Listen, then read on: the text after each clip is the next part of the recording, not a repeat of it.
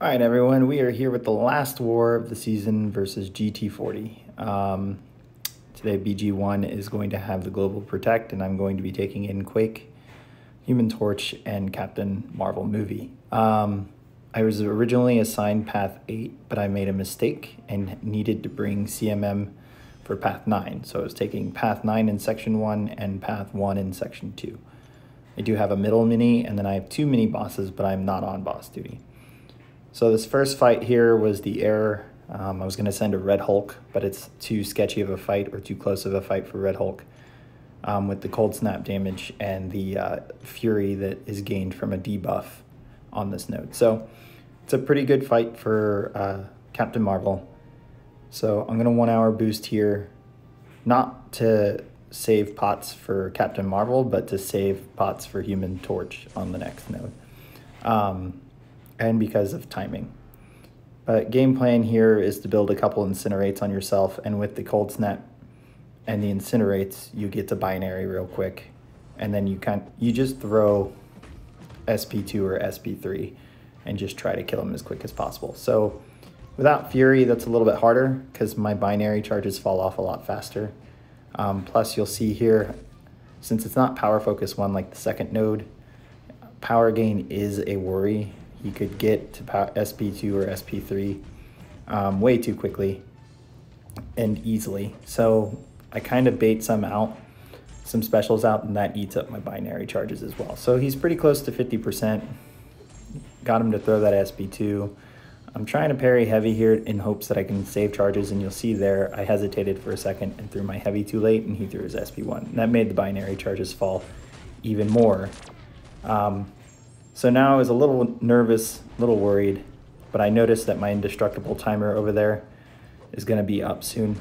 So I just decided that, hey, I'm going to just bait out his specials, eat up the time on that indestructible timer, and then when we get close like we are now, hit him while he's in the incinerate phase so that we can build charges again really quick. And then hopefully in SB2 we'll finish him, which it will. So it helps that Aarkus is unduped here. It just means that every parry is going to land and stick instead of him shrugging it off. And there it is, the end of the fight. So aside from that late heavy, it was somewhat a clean fight, but I'm glad it worked out despite my planning error. Next up is the Sorcerer Supreme on the Power Focus 1 Shifting Hazards node. I'm going to take this with Human Torch, but without the pre-fight because I need the pre-fight later, and I don't want to risk never getting it back for the fight later. So I'm going to pop a 3-minute boost, despite the fact that this war, win or lose, doesn't matter much with ranking. But my goal here was to push her, basically be very aggressive at the start and just build Incinerate and Smolders and Temperature as quick as I can with parry, medium, light, medium. Since it's power focus 1, so once we got her to 1 bar of power, her power gain would kind of slow down, and there you go. The power sting damage from the flame on knocked her down to well below 50%. So now that she's in the poison phase, you'll see that I'll parry or parry heavy depending on how many poisons I have on me. So my first heavy got me a poison, so I went ahead and backed off on throwing another heavy. And now she's in the incinerate phase, so I was just trying to bait out specials so I don't get SP3 in the face. So just playing this real slow, real patient when it's in the poison phase.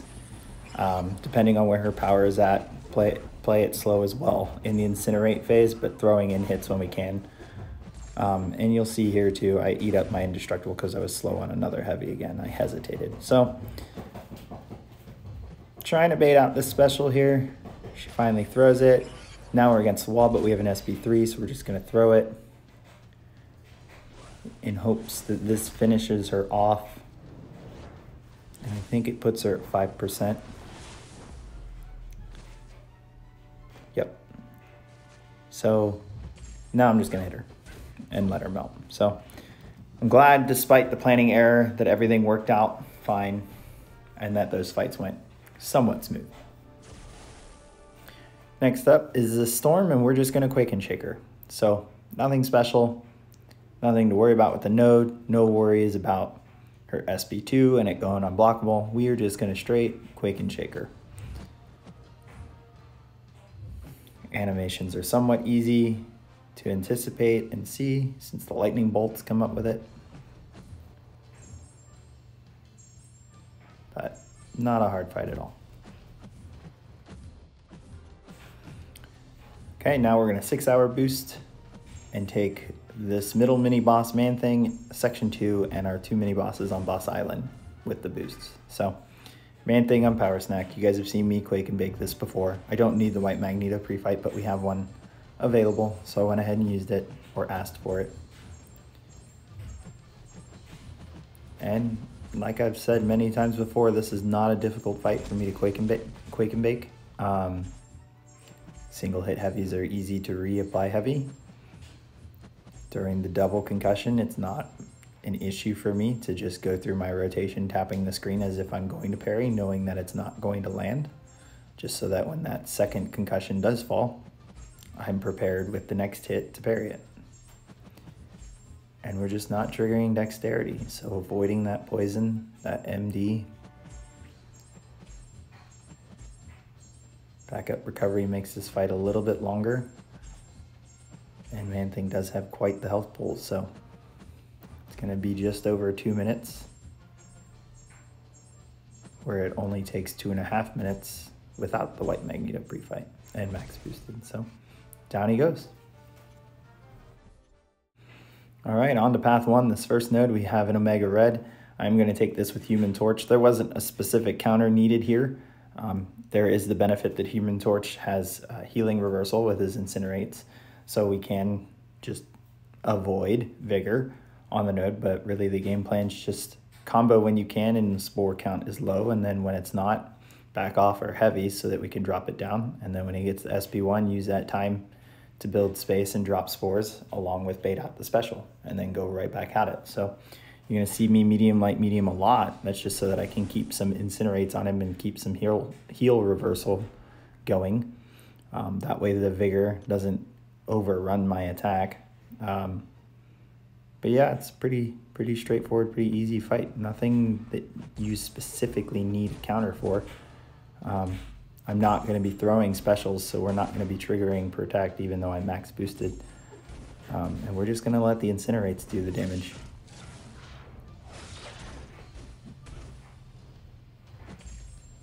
So it wasn't worth doubling up my path with another boss rusher.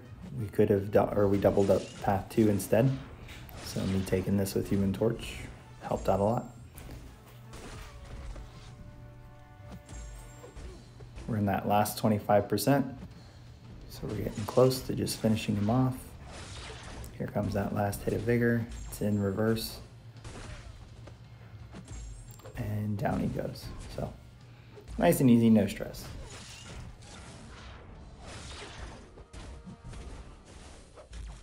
All right, moving on to Quake and Baking this Doom, which I feel more comfortable doing. Decided to just parry right off the bat and back up to the wall, and then once we get there, switch to Quake and Bake. And as you will see, just a lot of block damage with Doom, but again, not much of a worry. As long as I'm on point with my parry attacks, or my parry hits, my parry blocks, the damage, or he won't have a chance of killing me and throwing shock on me and then heavying me. So single hit heavies too, easy to reapply. Down he goes.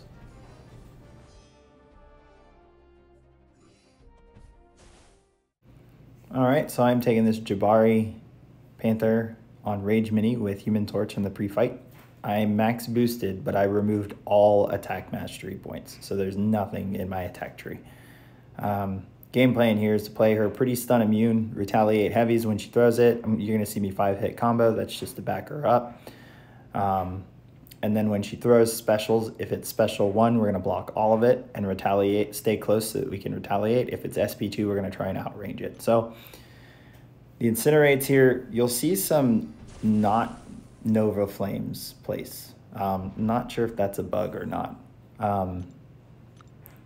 It's just, there's a weird interaction between 2 debuffs being on at the same time when there's a cleanse, or a debuff being on during cleanse, and then it's a passive debuff being on where it kind of shrugs both and it does something weird. So you'll see there's 2 Incinerates. So I'm not really sure what that's about. But fight's going pretty smooth. It's only rank 5. She doesn't have a lot of health.